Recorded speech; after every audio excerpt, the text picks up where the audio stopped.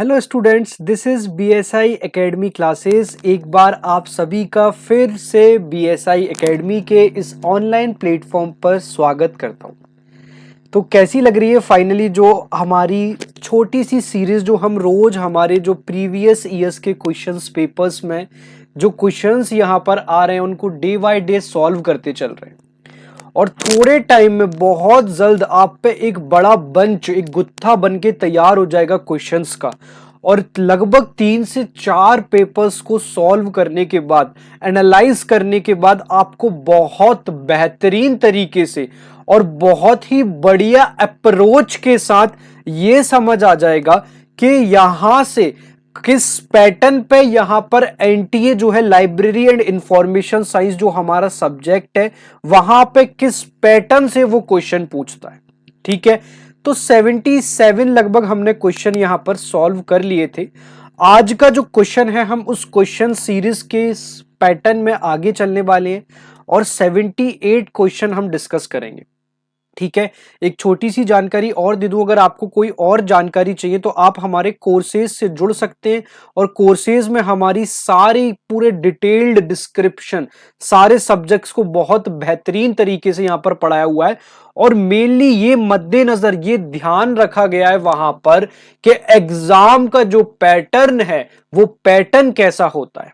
ठीक है, तो क्वेश्चन है यहां पर स्कीम। ठीक है, यहां पर एक करंट का योजना से लाइब्रेरी एंड इंफॉर्मेशन साइंस को, ठीक है, यानी कि लाइब्रेरी एंड इंफॉर्मेशन साइंस के अंतर्गत जितने भी हमारी लाइब्रेरीज है, उन लाइब्रेरीज के विकास और सशक्तिकरण के अंतर्गत कौन सी स्कीम यहां पर चलाई जा रही है भारत सरकार के द्वारा, वहां से यहां पे क्वेश्चन पूछ लिया गया है। तो हम इस क्वेश्चन को डील करने से पहले इंग्लिश और हिंदी दोनों में डिस्कस करेंगे। सबसे पहला हमारा क्वेश्चन नंबर 78 है, उसमें क्या है यहां पर, in the financial year 2023-2024 under which scheme ministry of finance government of India has allocated rupees 5,000 crore for development and strengthening of libraries at ward and village panchayat level. यहां पर क्या देखने को मिल रहा है, हिंदी में भी हम देख लेते हैं एक बार कि फाइनेंशियल ईयर 2023-2024 के दौरान किस योजना के अंतर्गत वित्त मंत्रालय भारत सरकार ने वार्ड और ग्राम पंचायत स्तर पर पुस्तकालयों के विकास और सशक्तिकरण के लिए 5,000 करोड़ रुपए आवंटित किए थे।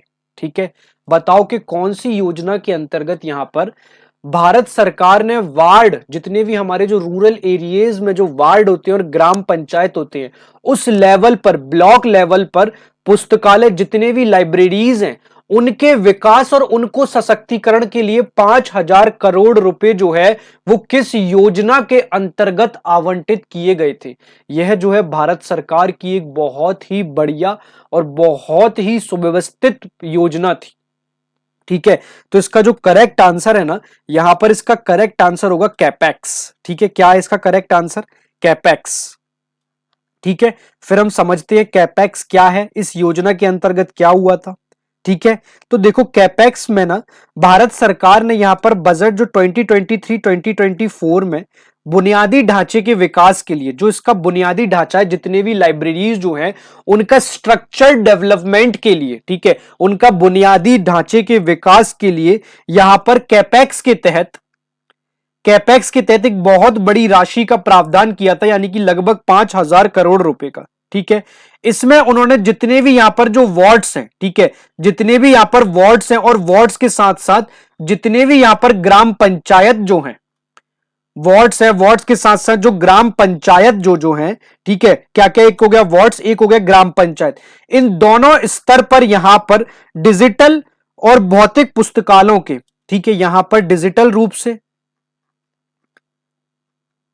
डिजिटल रूप से और उनके भौतिक पुस्तकालय, फिजिकल रूप से, भौतिक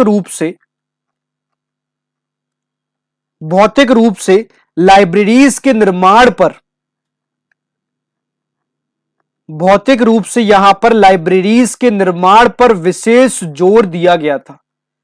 लाइब्रेरीज के निर्माण पर जो है यहां पर विशेष जोर देने का काम यहां पर किया गया था, जोर देने का काम किया गया था। तो इसका करेक्ट आंसर तो हम सभी लोगों ने सॉल्व कर लिया है कि इसका जो करेक्ट आंसर है वो है ऑप्शन नंबर 3। ठीक है, कैपेक्स। क्लियर है। तो क्वेश्चन नंबर 78 हमने बहुत डिटेल्ड में देखा। वैसे फैक्चुअल बेस्ड क्वेश्चन था, ऐसा कुछ बहुत ज्यादा स्पेशल नहीं था यहां पर।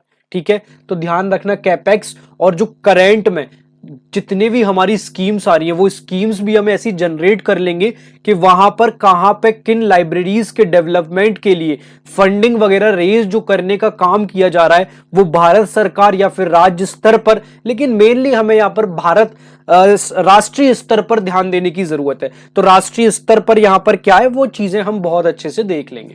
क्लियर है। चलो, तो नेक्स्ट क्वेश्चन पे हम चलते हैं। क्वेश्चन नंबर 79 क्या होने वाला है हमारा। तो 79 की हम यहां पर बात करें तो what is the fourth stage of Kuhlthau model for information search process.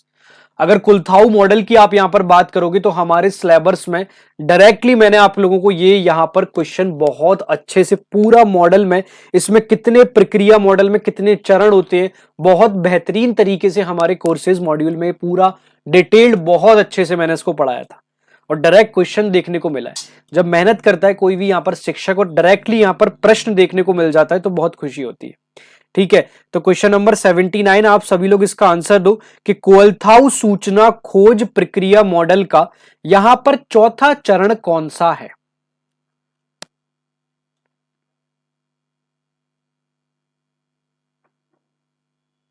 देखो, कोलथाऊ सूचना जो मॉडल है इसमें सबसे पहले तो कितने चरण होते हैं, इसमें अगर हम स्टेजेस की या फिर हम इसमें स्टेजेस की बात करें, स्टेजेस यानी कि चरण की हम इसमें बात करें तो इसमें यहां पर हमें 6 चरण देखने को मिलते हैं।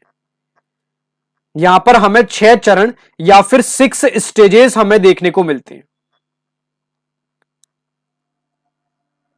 6 चरण या फिर 6 स्टेजेस जो है हमें यहां पर देखने को मिलते हैं।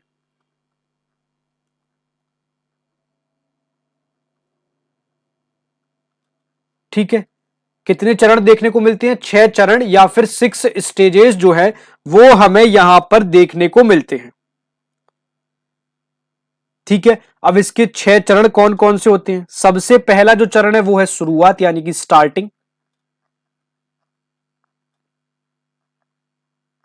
ठीक है, दूसरा जो इसका चरण होता है वो है चयन यानी कि सिलेक्शन।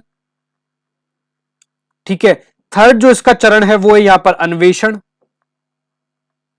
ठीक है, फोर्थ जो इसका चरण है वो यहां पर सूत्रीकरण। सूत्रीकरण यानी कि फॉर्मुलेशन। क्लियर। फिफ्थ जो इसका चरण रहने वाला है वो रहने वाला है संकलन। ठीक है, और सिक्स्थ जो इसका चरण रहने वाला है वो यहां पर रहने वाला है प्रस्तुति। ठीक है, तो इसके 6 चरण है यहां पर। एक है चयन सिलेक्शन, दूसरा है यहां पर अन्वेषण। ठीक है, तीसरा है यहां पर शुरुआत, पहला है यहां पर शुरुआत, दूसरा है यहां पर चयन, तीसरा है यहां पर अन्वेषण, चौथा है यहां पर सूत्रीकरण, पांचवा है यहां पर फॉर्मुलेशन यानी कि संकलन भी हम कह सकते हैं, और छठवां है यहां पर प्रस्तुति। तो यहां पर कुलथाऊ मॉडल के हमने 6 चरण पूरे हमने देख लिए यहां पर। ठीक है, तो कुलथाऊ मॉडल के 6 चरण को हमने बहुत अच्छे से देख लिए और हमारा यहां पर पूछा जा रहा है चौथा चरण कौन सा है। तो जो चौथा चरण हमारा रहने वाला है वो अभी हमने डिस्कस करा, वो रहने वाला है यहां पर संकलन यानी कि फॉर्मुलेशन।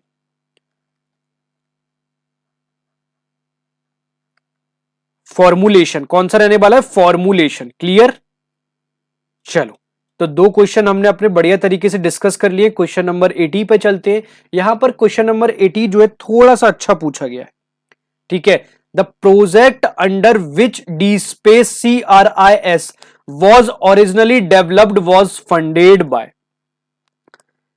ठीक है, यहां पर प्रश्न पूछा जा रहा है कि वह परियोजना जिसके अंतर्गत डी स्पेस कृष को मूलतः विकसित किया गया है।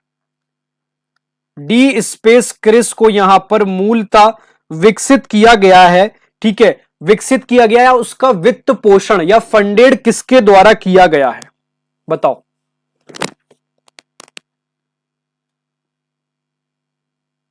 ठीक है, तो इसका करेक्ट आंसर है हांगकांग यूनिवर्सिटी, जो यूनिवर्सिटी ऑफ हांगकांग है। ठीक है, यूनिवर्सिटी जो हांगकांग है ध्यान रखना, वो डी स्पेस का एक विस्तृत संस्करण है, ठीक है। और इसे मूल रूप से यहां पर हांगकांग विश्वविद्यालय द्वारा अपने शोध आउटपुट के लिए वित्त पोषित किया जाता है। किसके द्वारा? यहां पर हांगकांग यूनिवर्सिटी के द्वारा यहां पर डी स्पेस क्राइस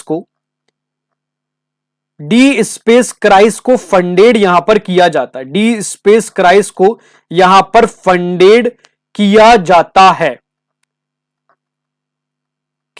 है, किसके द्वारा? यहां पर हांगकांग यूनिवर्सिटी के द्वारा।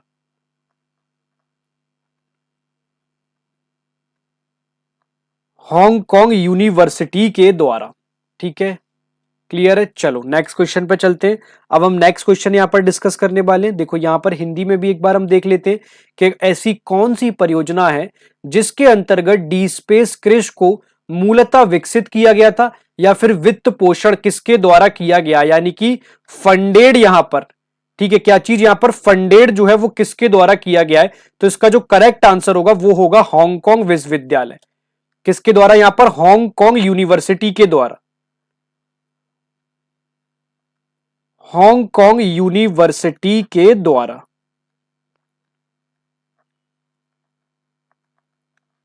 ठीक है, क्लियर हो गया होगा बहुत अच्छे से ये क्वेश्चन भी।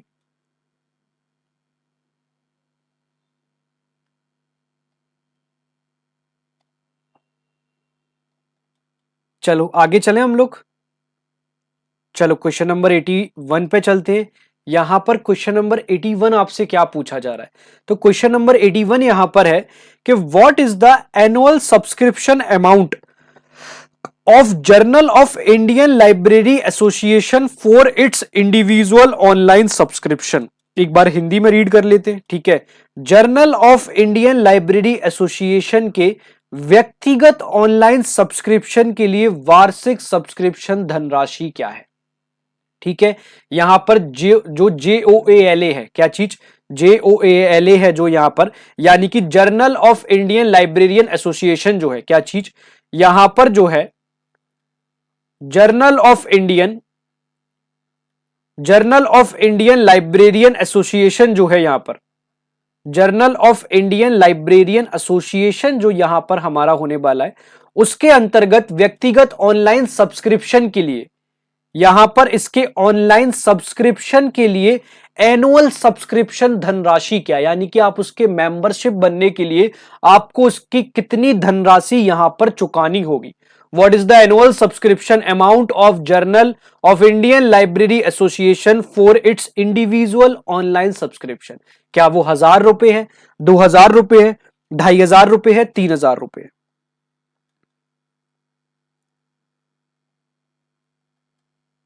ठीक है, तो मैं आपको थोड़ी सी जानकारी देना चाह रहा हूं कि यहां पर जो इंडियन लाइब्रेरी एसोसिएशन है, जो यहां पर ILA है, ठीक है, जो यहां पर ILA यानी कि इंडियन लाइब्रेरी एसोसिएशन जो यहां पर हमारा होने वाला है,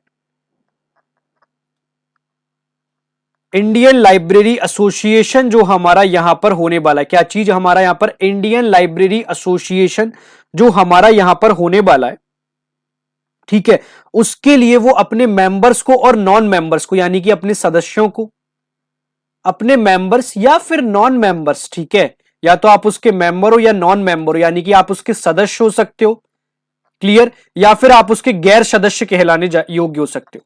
या तो आप उसके सदस्य हो सकते हो या गैर सदस्य। वो अपने सदस्यों के लिए या फिर वो अपने गैर सदस्यों के लिए अलग अलग यहां पर शुल्क, अलग अलग फीस या फिर अलग अलग शुल्क संरचना रखता है। और वर्तमान में अगर हम ये व्यक्तिगत इंडिविजुअल ऑनलाइन सब्सक्रिप्शन की इंडियन लाइब्रेरियन एसोसिएशन के द्वारा यहां पर धनराशि की बात करें तो वर्तमान में यहां पर मात्र 1000 रुपए एनुअल सब्सक्रिप्शन के तौर पे हमें देखने को मिलती है। ठीक है, तो आपको समझ आ रहा होगा कि क्वेश्चंस जो है कितने यहां पर इन डेप्थ पूछे जा सकते हैं। ठीक है, यहां पर ILA सबको पता है, लेकिन वहां पर इंडिविजुअल ऑनलाइन सब्सक्रिप्शन का प्रश्न आपसे पूछ लिया गया। ध्यान देने योग्य बात यहां पर यह है कि कई बार यहां पर ऑप्शन एलिमिनेशन मेथड का भी हमें ध्यान रखना है। क्लियर है? तो क्वेश्चन नंबर 81 जो है आप लोगों को बढ़िया तरीके से समझ आ गया होगा। 1000 जो है इसका करेक्ट आंसर हो जाएगा। फिर हम नेक्स्ट क्वेश्चन पे चलते हैं। यहां पर क्वेश्चन नंबर 82। क्वेश्चन नंबर 82 जो है हमारा, technological focus is a periodic publication of. ठीक है, यानी कि जो यहां पर टेक्नोलॉजी फोकस है, ठीक है, तकनीकी फोकस है, यहां पर जो आपका टेक्नोलॉजी फोकस है, यहां पर टेक्नोलॉजी फोकस यानी कि जो तकनीकी फोकस जो है, टेक्नोलॉजी फोकस या फिर जो तकनीकी फोकस जो है वो किसका आवधिक प्रकाशन है, वो यहां पर किसका आवधिक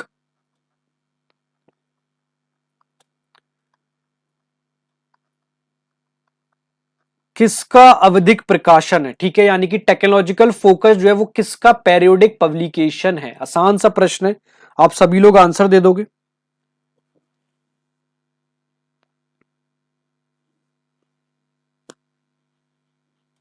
जो टेक्नोलॉजी फोकस है ना, वो यहां पर किसका पब्लिकेशन है, किसके द्वारा यहां पर वो समय अवधिक पेरियोडिक पब्लिकेशन किया जा रहा है। तो जो डिफेंस रिसर्च यहां पर डीआरडीओ है, ठीक है, डीआरडीओ जो है हमारा, यहां पर टेक्नोलॉजी फोकस रक्षा अनुसंधान और विकास संगठन यानी कि डिफेंस रिसर्च डेवलपमेंट ऑर्गेनाइजेशन, इसकी फुल फॉर्म भी मैं आप लोगों को बता देता हूं, defence research development organisation, defence research development organisation के द्वारा यहां पर टेक्नोलॉजिकल फोकस जो है उसका पेरियोडिक पब्लिकेशन यहां पर डीआरडीओ के द्वारा प्रकाशन किया जा रहा है। ठीक है, और ये क्या करता है, यहां पर जितने भी हमारी नई नई तकनीक जो आती हैं, यानी कि जो न्यू न्यू टेक्नोलॉजी जो हमारी इंप्लीमेंट हो रही है या फिर जो अन्य देशों में नई नई तकनीक यहां पर चली जा रही है, उन पर प्रकाश डालने का जो यहां पर काम है ना, वो यहां पर डीआरडीओ के द्वारा टेक्नोलॉजिकल फोकस जो पेरियोडिक पब्लिकेशन है उसमें यहां पर प्रकाशित किया जाता है। क्लियर है? ये देखो हिंदी में भी हम देख लेते हैं, टेक्नोलॉजी फोकस किसका आवधिक प्रकाशन है। तो ऑप्शन नंबर 4 जो है इसका करेक्ट आंसर हो जाएगा डीआरडीओ का।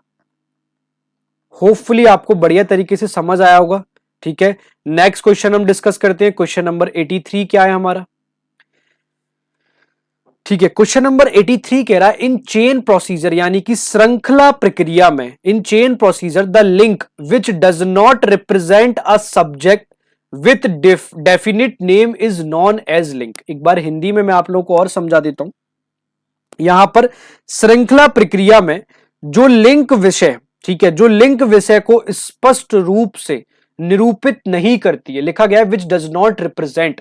ठीक है, ये हिंदी में भी यहां पर लिखा हुआ है कि श्रृंखला प्रक्रिया में जो लिंक विषय को स्पष्ट नाम से निरूपित नहीं करती है वो यहां पर लिंक कहलाती है। बताओ कि यहां पर जो हमारा चेन प्रोसीजर है यानी कि जो श्रृंखला प्रक्रिया है, यहां पर जो हमारा इन चेन प्रोसीजर है यानी कि जो श्रृंखला प्रोसीजर है, यहां पर the link which does not represent a subject with definite name is known as link.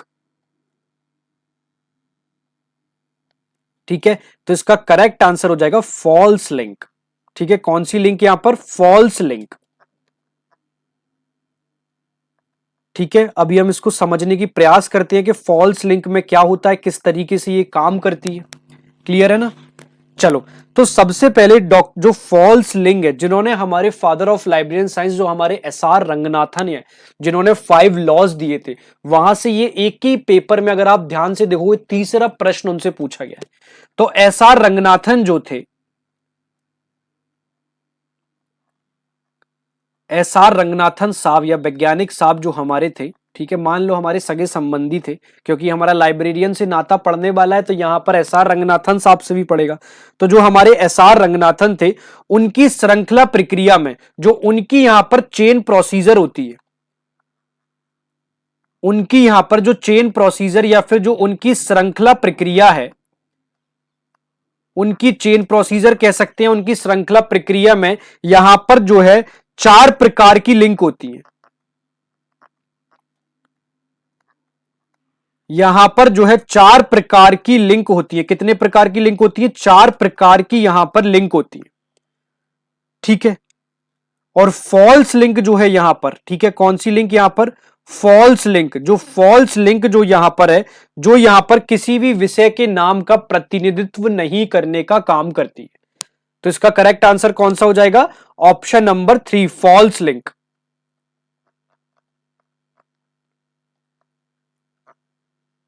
Clear है? कोई भी यहां तक डाउट? चलें आगे। चलो नेक्स्ट क्वेश्चन डिस्कस करते हैं। यहां पर फॉल्स लिंक हिंदी में आप करेक्ट कर लेना, ऑप्शन नंबर 3 इसका करेक्ट आंसर हो जाएगा। चलो 84 क्वेश्चन आप लोग बताओ कि 84 क्वेश्चन में क्या संभावना आपको लग रही है। यहां पर प्लेगरिज्म से क्वेश्चन पूछा गया है। प्लेगरिज्म समझना, आप जब भी आप कोई भी कंटेंट यहां पर क्रिएट करते हो, ठीक है, जब आप यहां पर पीएचडी करोगे, नेट एग्जामिनेशन को क्लियर कर लोगे, जीआरएफ में जब आप रिसर्च करोगे, तो एक प्लेग या फिर एआई डिटेक्टर होता है, ठीक है। मतलब यहां पर आप यहां पर मतलब ह्यूमन मेड रिसोर्स कितना जनरेट कर पा रहे हो। ऐसा तो नहीं सिर्फ आप अन्य जगह पे चीटिंग कर रहे हो, तो उनके यहां पर रेगुलेशंस बनाए गए हैं, ठीक है, और उन रेगुलेशंस पर यहां पर पेनल्टी लगती है, ठीक है। आजकल आप सभी लोगों को पता है कि वर्तमान में कंटेंट क्रिएशन और कंटेंट राइटिंग बहुत ज्यादा चलन है, ठीक है। जितने भी यहां पर सोशल मीडिया इन्फ्लुएंसर्स जो आप लोग देखते हो, या किसी भी प्रकार का जो कंटेंट है, तो उस पर यहां पर प्लेग कितना लगाया जा रहा है, मतलब उसका अन्य यहां पर किसी अन्य कंटेंट से चीट कितना किया जा रहा है। सीधी भाषा में अगर आप लोगों को बताऊं, बहुत डायरेक्टली बताऊं, तो यहां पर क्वेश्चन भी वैसा ही पूछा गया है आपसे कि अंडर द यूजीसी, ठीक है, under the UGC plagiarism regulation what is the penalty for level 2 plagiarism 40 to 60%। यहां पर क्वेश्चन पूछा जा रहा है कि यूजीसी के अंतर्गत प्लेगरिज्म रेगुलेशन में कितनी यहां पर पेनल्टी लगाई जाती है लेवल 2 प्लेगरिज्म पे। लेवल 2 प्लेगरिज्म में जो है पेनल्टी यहां पर कितनी इंपोज्ड की जा रही है, आप लोग बताओ।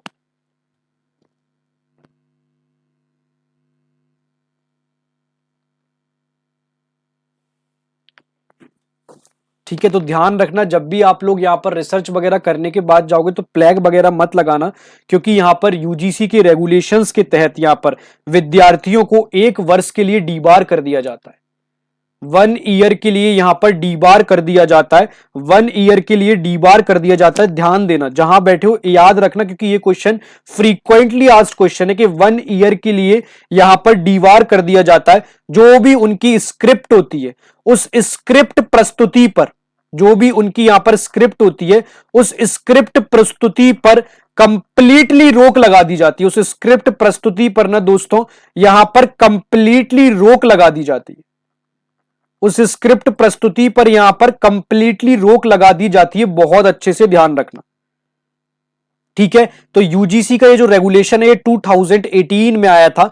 यूजीसी के रेगुलेशन 2018 के अनुसार, यूजीसी के रेगुलेशन 2018 के अनुसार यदि साहित्यिक चोरी 40 से 60% के बीच में होती है, यदि कोई भी साहित्यिक चोरी 40 लिटरेचर यानी कि लिटरेचर थेफ्ट यहां पर 40 to 60% के बीच में होती है, यानी कि लेवल 2 के बीच में होती है, 40 से 60% के बीच में, या फिर कह सकते हैं कि लेवल 2 के बीच में होती है, तो छात्रों को यहां पर जो भी स्टूडेंट या फिर रिसर्च वगैरह कार्य कर रहे होते हैं, उनको 1 ईयर 1 साल तक के लिए, 1 साल तक के लिए यहां पर संशोधित पेपर जमा करने की अनुमति नहीं दी जाती है। बहुत इंपॉर्टेंट है, ध्यान रखना।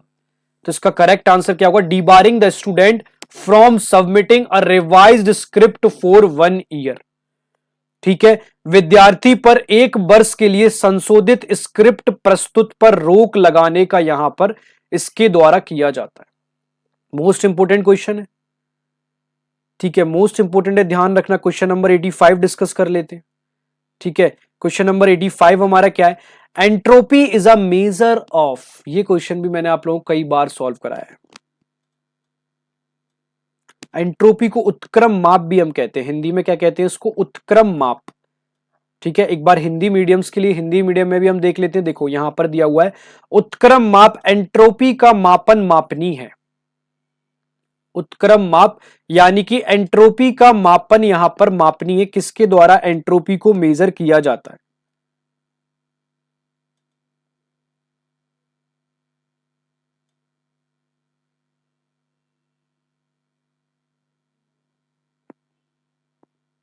ठीक है, तो इसका करेक्ट आंसर होगा, जितने भी यहां पर degree of uncertainty in information है, उसके एंट्रोपी जो है यहां पर सूचना की अनिश्चितता की डिग्री को मापने के काम किया जाता है। किसको? यहां पर सूचना की अनिश्चितता की डिग्री, यानी कि degree of uncertainty in information, ठीक है। थोड़ा सा इसके बारे में हम समझ लेते हैं। ठीक है, ये जो यहां पर एंट्रोपी होता है, यहां पर एंट्रोपी के द्वारा इंफॉर्मेशन थ्योरी में, ठीक है ध्यान देना, हमारी इसमें इंफॉर्मेशन थ्योरी में किसी संदेश, इंफॉर्मेशन थ्योरी में यहां पर किसी संदेश या सूचना, कोई मैसेज भी हो सकता है, कोई इंफॉर्मेशन भी हो सकती है, किसी संदेश या फिर सूचना में मौजूद, किसी संदेश या सूचना में मौजूद अनिश्चितता, अनिश्चितता या फिर रैंडमेंट्स की मात्रा को मापा जाता है। रैंडमेंट्स की मात्रा को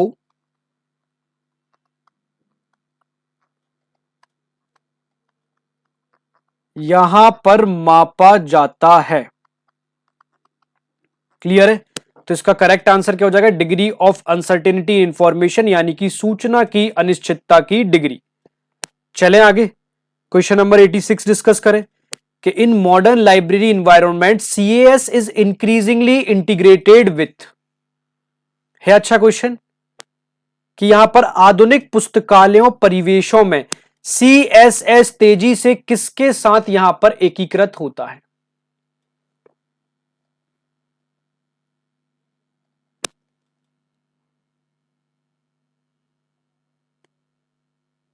बताओ आप सभी लोग, इसका आंसर क्या होगा?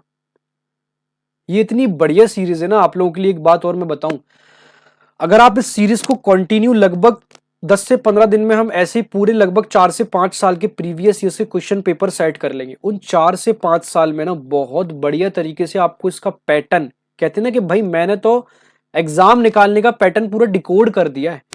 आप देखते हो लोग 21 से 25 तक लगातार 4 बार जेआरएफ, तो उसका होने का रीजन ही यही है कि उन्होंने उस पूरे पैटर्न को डिकोड कर लिया है। और एक और आपको छोटी सी इंफॉर्मेशन देता हूं, जब आप क्वेश्चन पेपर लगा लोगे 4 से 5 साल के, तो आपको बहुत ज्यादा बेहतरीन तरीके से ये समझ आएगा कि यहां पर क्वेश्चन इर्द गिर्द रिपीटेशन बहुत ज्यादा देखने को मिलते हैं। ठीक है, ऐसा नहीं है कि क्वेश्चन रिपीट नहीं होते, क्वेश्चन रिपीट हो जाते हैं। ठीक है, बस देखने का नजरिया होना चाहिए, क्वेश्चन एक बार इस चीज से पूछ लिया, दूसरी बार आप अगर उसी को बहुत बढ़िया तरीके से देखो, जैसे ई ग्रंथालय हो गया, ठीक है, लाइब्रेरियन कंसोर्टियम हो गया, health and library information system हो गया, ये हमने अपने चैनल पे पूरे डाले हुए हैं। ठीक है, आपको यूट्यूब पर भी ये मिल जाएंगे, तो आप जब इन लोगों को देखोगे तो 2-3 अभी क्वेश्चन की जो हम सीरीज सॉल्व कर रहे हैं, आप पाओगे कि इनमें यहां से वहां से घुमा घुमा के लगातार यहां पे क्वेश्चन पूछे गए। ठीक है ना, तो हमारा प्रश्न हम जो सॉल्व कर रहे थे उस पे आ जाते हैं कि आधुनिक पुस्तकालय परिवेशों में सीएएस तेजी से किसके साथ यहां पर एकीकृत है? इंग्लिश में समझते हैं एक बार कि in modern library environments CAS is increasingly integrated with.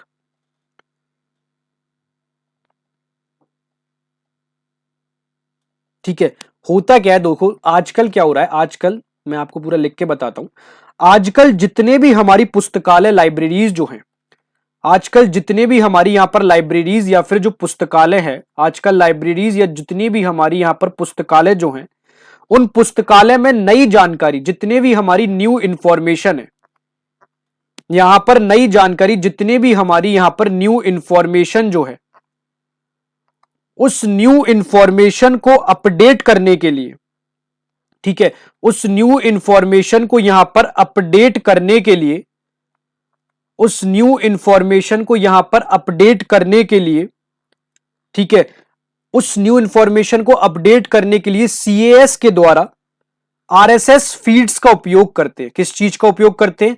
RSS feeds का उपयोग करते हैं, जिससे जितने भी हमारे यूजर्स जो होते हैं, ठीक है ध्यान रखना, जिससे जितने भी हमारे यूजर्स जो हैं, उपयोगकर्ता है, उनको यहां पर स्वतः यानी कि ऑटोमेटिक जितनी भी यहां पर नई सूचना सामग्री जो होती है, नई सूचना सामग्री या फिर नई जितनी भी यहां पर इंफॉर्मेशन होती है, वो यहां पर उनको ऑटोमेटिक प्रोवाइड कर दी जाती है। क्लियर है? तो इसका करेक्ट आंसर क्या हो जाएगा? Linked open data and RSS feeds. मैंने अभी आपको बताया कि यहां पर लिंकिंग करने का काम किया जाता है, स्वतः सूचना की नई सामग्री मिल जाती है, और वो सीएस किसके द्वारा किया जाता है? आरएसएस फीड्स के द्वारा यहां पर किया जाता है। क्लियर है? तो लिंक्ड ओपन डेटा और आरएसएस फीड्स आप ध्यान रखना, यहां पर क्या इसका करेक्ट आंसर होगा? लिंक्ड ओपन डेटा और आरएसएस फीड्स। ठीक है, चलो यहां पर कोलोन क्लासिफिकेशन से क्वेश्चन है, अच्छा क्वेश्चन है, बढ़िया क्वेश्चन है। कई बार हम अपने मॉड्यूल में, कोर्सेज के मॉड्यूल में इस क्वेश्चन को सॉल्व करा चुके हैं। ये भी आपका लाइब्रेरी इंफॉर्मेशन साइंस से ना फ्रीक्वेंटली आज क्वेश्चन है, बहुत बार पूछा जा चुका है। या तो इसको कोलन क्लास, देखो अभी हमने कैनन्स की क्लासिफिकेशन पढ़े थे 27, अभी हमने ऊपर देखे थे, अब यहां पर कोलन क्लासिफिकेशन पूछ लिया। तो ऐसे यहां पर इर्द गिर्द घुमा के कुछ टॉपिक्स जो है पसंदीदा होते हैं, वहां से प्रश्न आपको देखने को मिल जाते हैं। ठीक है, एज आप सोचो जो आपका एग्जाम यहां पर सेट कर रहे हैं, अगर आपने उन लोगों के माइंडसेट को क्रैक कर लिया तो क्या आपका कभी कोई एग्जाम यहां पर कोई भी एग्जाम रोक पाएगा? तो उस एग्जाम, उस माइंडसेट को क्रैक करने की सबसे बड़ी जो क्षमता है, सबसे बड़ी जो ताकत आपकी बिल्ड होगी, आपकी जनरेट होगी, वो सबसे बड़ी ताकत जनरेट या बिल्ड करने की जो क्षमता है, जब तक आप प्रीवियस ईयर के क्वेश्चन पेपर से भागोगे तब तक वो कभी नहीं होगी। ठीक है ना? तो यहां पर क्वेश्चन है, as per the annexure of colon classification 6th revised edition in the main class 5th, an isolate whose number ends with 19 is designated as a host class in the facet formula of host class V19 P1 P2 represent। एक बार अपन हिंदी वालों के लिए हिंदी में देख लेते हैं कि यहां पर कभी आपसे क्या कहना चाह रहा है, इतना लंबा क्वेश्चन पूछ लिया। ठीक है, तो कोलन वर्गीकरण के अनुसार या अनुलग्न छठवां पुनर्संशोधित संस्करण के अनुसार मुख्य क्लास 5th इतिहास में 19 के साथ समाप्त में होने वाला एक विलंघक को मेजबान क्लास के रूप में पदाभिवित किया जाता है। यह मेजबान क्लास V19 में P P2 किसे निरूपित यहां पर करते हैं? बताओ।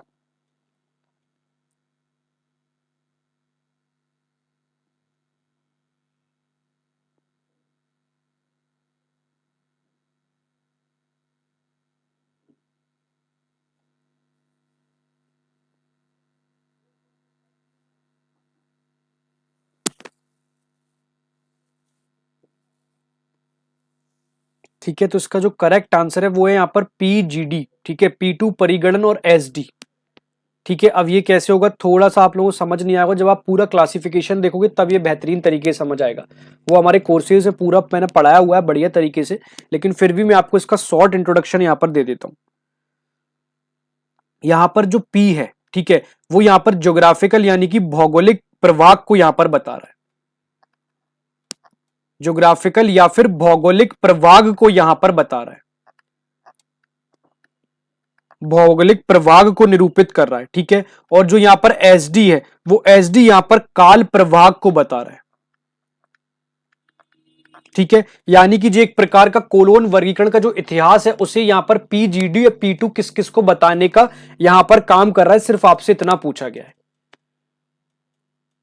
ठीक है, तो याद रखना यहां पर एजुकेशन एंड वी हिस्ट्री। ठीक है, चलो नेक्स्ट, नहीं ये तो आपका दूसरा। यहां पर देखो कोलन, अभी मैंने आपका नाम लिया था, यहां पर किससे क्वेश्चन पूछा गया है, ये देखो यहां पर कोलन क्लासिफिकेशन। मैंने आपको अभी एक और क्लासिफिकेशन बताया, देखो फिर से यहां पर एक और क्वेश्चन यहां पर आप लोगों के लिए कोलन क्लासिफिकेशन से पूछ लिया गया है। इस तरीके से क्वेश्चंस आपके यहां पर रिपीटेशन बहुत ज्यादा देखने को मिलते हैं।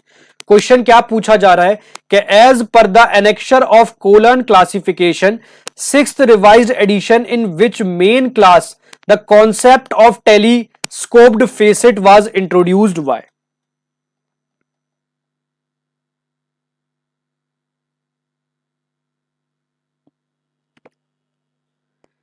इसका करेक्ट आंसर जो होगा J एग्रीकल्चर एंड KX यानी कि एनिमल हस्बेंड्री। अब इसको हम सर्च एक बार देख लेते हैं क्या है यहां पर। देखो J कृषि, J यहां पर कृषि को यानी कि एग्रीकल्चर को, और KX यहां पर एनिमल हस्बेंड्री को।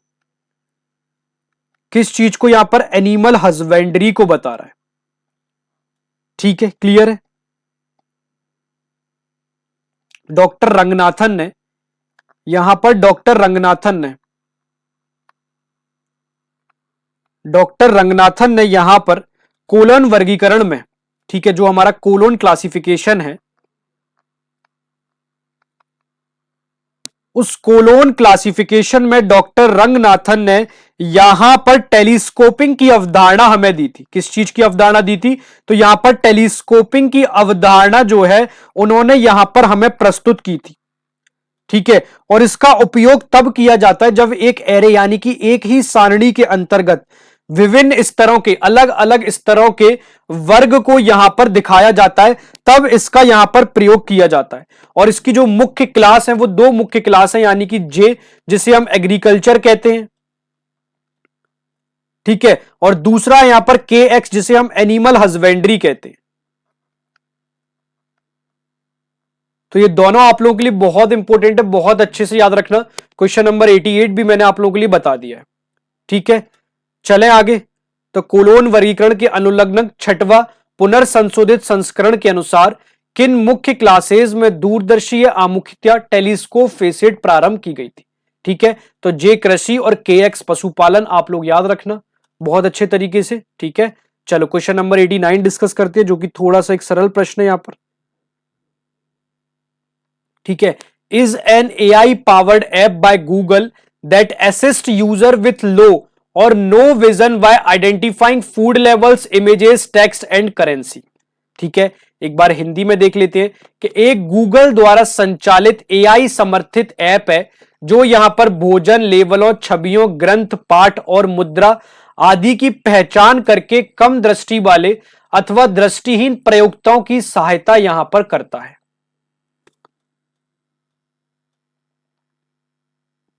ठीक है। तो आप लोगों को बताए दूं, जो गूगल लुकआउट ऐप है ना, याद रखना आप कौन सा ऐप, यहां पर गूगल लुकआउट ऐप, जो यहां पर गूगल लुकआउट ऐप जो है, ठीक है, कौन सा ऐप, गूगल लुकआउट ऐप है, उसको यहां पर विशेष रूप से ध्यान रखना। जितने भी हमारे यहां पर दृष्टिबाधित लोग हैं, जितने भी यहां पर दृष्टिबाधित लोग हैं, उन दृष्टिबाधित लोगों के लिए उसे बनाया गया है। दृष्टिबाधित लोगों के लिए यहां पर उसे बनाया गया, किसके लिए, दृष्टिबाधित लोगों के लिए बनाया गया है। और यह जो है मोबाइल के कैमरे, ठीक है, यह जो है ना, याद रखना, यह मोबाइल के कैमरे का उपयोग करके, मोबाइल के कैमरे का उपयोग करके, देखो ध्यान से देखो, मोबाइल के कैमरे का उपयोग करके आसपास की जितनी भी वस्तुएं जो होती हैं, मोबाइल के कैमरे का उपयोग करके जितने भी हमारी जो आसपास की वस्तुएं होती हैं, उनके लिखे हुए शब्दों को, आसपास की वस्तुओं को यहां पर लिखे हुए शब्दों को और रुपये को पहचान कर ऑडियो फीडबैक जनरेट कर देता है, ठीक है। क्या कर देता है, ऑडियो फीडबैक जो है यहां पर जनरेट कर देता है, ऑडियो फीडबैक यहां पर जनरेट कर देता है, ध्यान देना आप लोग। तो इसका करेक्ट आंसर हो जाएगा option number 2, lookout. Lookout is an AI powered app by Google that assist user with low और no vision by identifying food labels, images, text and currencies etcetera, ठीक है।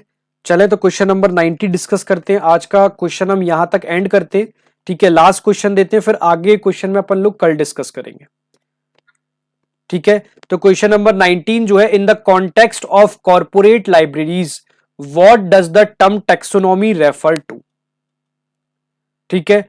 कॉर्पोरेट पुस्तकालयों के संदर्भ में वर्गीकरण टैक्सोनॉमी शब्द किसे संदर्भित यहां पर करता है, ठीक है। तो इसका जो करेक्ट आंसर है वो है ऑप्शन नंबर बी, सूचना और सामग्री को संगठित और वर्गीकृत करने की यहां पर प्रणाली, ठीक है। कॉर्पोरेट जगत में आपको एक बात बताता हूं, ठीक है। आपका यहां पर कॉर्पोरेट जगत में ना, टैक्सोनॉमी का अर्थ जो है, कॉर्पोरेट जगत में आप लोग सभी ध्यान रखना, टैक्सोनॉमी का जो अर्थ है ना, टैक्सोनॉमी का अर्थ केवल यहां पर किताबों को सजाना नहीं है। टैक्सोनॉमी का जो अर्थ है ना, ध्यान रखना, केवल यहां पर किताबों को सजाना नहीं होता है, केवल यहां पर किताबों को सजाना नहीं होता है, ध्यान रखना, बल्कि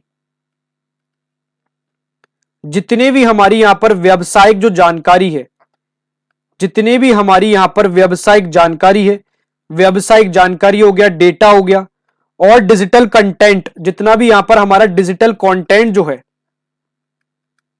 जो भी हमारा यहां पर डिजिटल कंटेंट है, उस कंटेंट को यहां पर एक जगह